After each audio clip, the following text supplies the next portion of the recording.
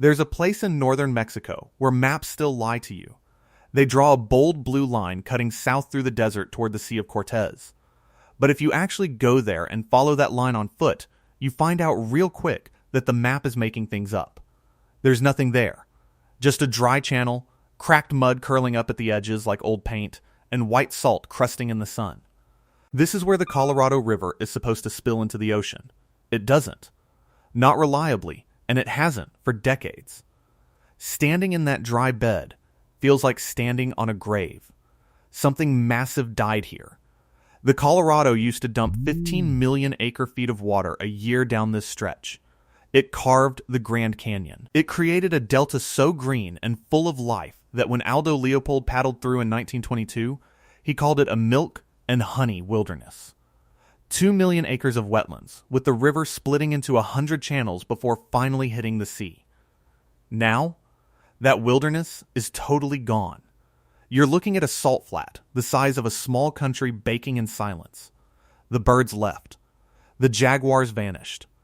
And the sea pulled back because the fresh water that kept things balanced just stopped showing up. So here's what I want you to think about, because everything else comes back to this one point. How does a river that 40 million people rely on for drinking water, a river that grows winter crops, turns power turbines, and fills pools from Denver to San Diego, how does a river like that just stop hitting the ocean? It didn't just slow down or shrink. It completely vanished into the sand miles before the finish line. No flood caused this. No earthquake happened. Nobody blew up a dam. There wasn't even a big news headline the day it happened. The river went quiet the way a patient slips under anesthesia. By the time anyone downstream realized what was happening, the water was already gone. That dry delta in Mexico isn't the actual problem. It's just a symptom. It's the final visible twitch of a system that's been failing for a century, starting 1,000 miles upstream in the Rocky Mountains, where the snowpack is melting way too early, or barely falling at all. Which leads to the question nobody in charge really wants to address out loud. If the bottom of the system is already dead, what happens when that failure creeps back upstream toward everyone else? Toward the big cities, the massive farms, and the dams holding back our two largest reservoirs? Water issues don't stay in one spot. They move upstream, from the people with no power to the people with all of it. Let's look at the actual numbers here so you can see how big this really is. 40 million people depend on this river. That's about 1 out of every 8 Americans, plus millions of people in Mexico. It waters over 5 million acres of farmland, supporting a multi-billion-dollar food economy. A ton of the produce on store shelves during winter grows only because somebody piped Colorado River water straight to the desert. 7 U.S. states and 2 Mexican states carved up this river based on a single promise made during a year when the water was flowing high. Everyone just assumed it would stay that way forever. They were dead wrong. If you talk to the QCAP people, the people of the river who've lived at the mouth of the Colorado for over 1,000 years, they'll tell you about the old days. The elders remember when the river actually made noise, running wide and cold. Their grandkids have never seen it. To them, the river is just a story, or a fake line on a map. Back in 1998, and a few wet years after that, tiny trickles managed to make it down, but mostly the water just evaporated into the dirt north of the coast. By the 2000s, that became normal. Scientists started tracking the exact point where the river ran dry, and every year that dead spot moved further away from the ocean. They tried a test in 2014, releasing a pulse of water on purpose to see if the delta could recover. For a couple of weeks, the river actually touched the sea again. People cried. Birds came back almost overnight, and then the gates shut. The sand swallowed the water right back up, and it went back to being a ghost town. In theory, you could fix this. Any hydrologist can write down a plan to save the river. Knowing what to do isn't the hard part. The problem is that fixing it means somebody has to lose. A city loses its green lawns, a farmer loses a harvest, or a state loses its water rights. For 100 years, every single state and city involved decided that somebody else should take the hit. So they kept dividing the water, kept promising it out, and kept pulling it out faster than snow could replace it. The Delta, having no legal team or lobbyists, dried up quietly while everyone upstream argued. That argument is hitting a wall now. The water that used to fill the Delta didn't just disappear. It got trapped behind huge concrete walls in the southwest. And those walls are running into serious trouble. Go back to 1922. A group of men in suits met in Santa Fe to draw up the Colorado River Compact, trying to divide the river between 7 states. They split it into 2 halves, the upper basin and the lower basin. Each side got 7.5 million acre-feet a year. The problem? They measured the river during one of the wettest periods in centuries. Tree ring data going back 1,000 years shows those engineers were looking at an absolute fluke. They assumed the river carried 17 million acre-feet a year, so they handed that out. The real long-term average is closer to 13 or 14 million. In bad drought years, the actual flow drops to a fraction of that. They promised away way more water than the river actually has.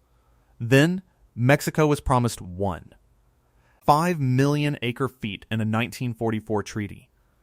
Then, native tribes won senior water rights in court. When you add up all these legal promises, the paper river is much bigger than the real one. For decades, they hid behind a massive savings account, Lake Mead and Lake Powell. These 2 giant reservoirs were built to hold 4 years' worth of river flow so the region could survive dry spells. Now those savings are almost gone. Lake Powell has dropped down around 26% capacity. The Bureau of Reclamation issued projections showing the lake dropping past 3,490 feet elevation, the minimum level needed to generate power. When the lake hits that line, the 8 power turbines inside Glen Canyon Dam can't run anymore. The dam won't generate power simply because there isn't enough water pressure to spin the equipment. In over 6 decades of operating, the reservoir has never dropped that low. Losing power isn't just about turning off lights. Hydroelectric sales pay for the management, salinity controls, and environmental programs that keep the whole river system running. More importantly, the system loses power roughly 120 feet before it completely runs out of water. The dam stays standing, but it turns into a useless wall holding back a muddy pool, forced to rely on small bypass tubes that were never built for full-time use. Downstream at Lake Mead, behind Hoover Dam, you see the famous bathtub ring, a white band of mineral deposits stretching well over 100 feet above the current waterline. That band marks where the water level used to sit. Sunken boats now sit in dry dirt.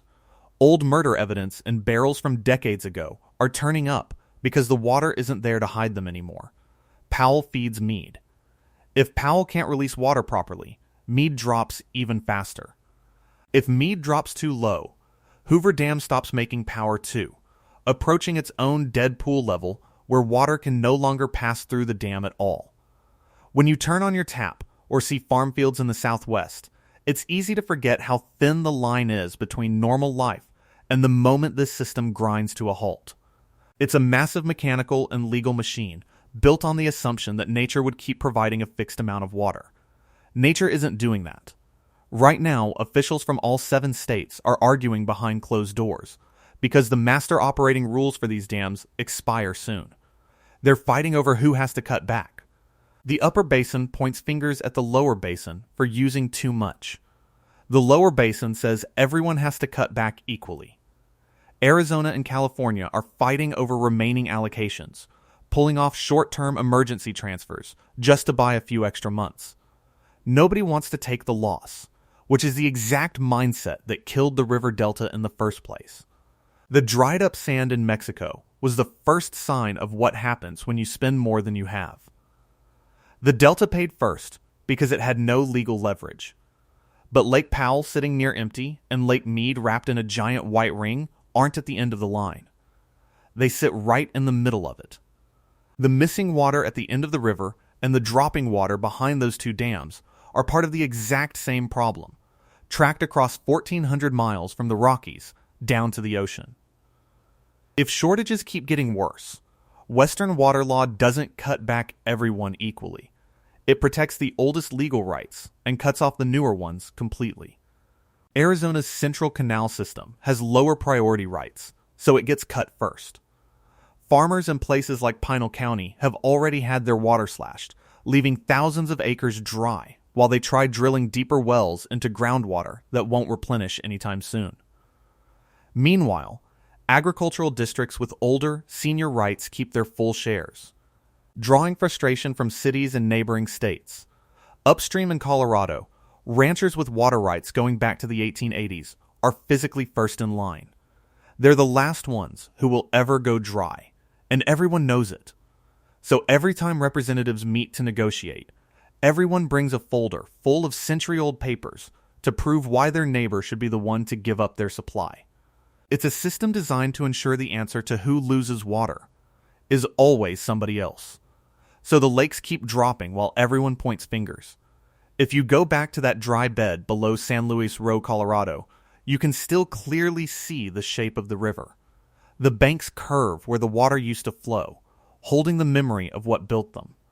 But there's no stream left, just salt baking in the heat and dry dust blowing around. That salt flat is a preview. It's what the bottom of Lake Mead looks like if levels keep dropping, and it's what empty farmland turns into when the taps get shut off. It's the physical result of a legal promise made by 7 states and 2 countries meeting a simple reality. You can't print more water. The Colorado River was powerful enough to cut through solid rock and form the Grand Canyon. But after all that, it ended up running completely dry in the sand, miles away from the ocean. The real question isn't whether the water runs out. It's who gets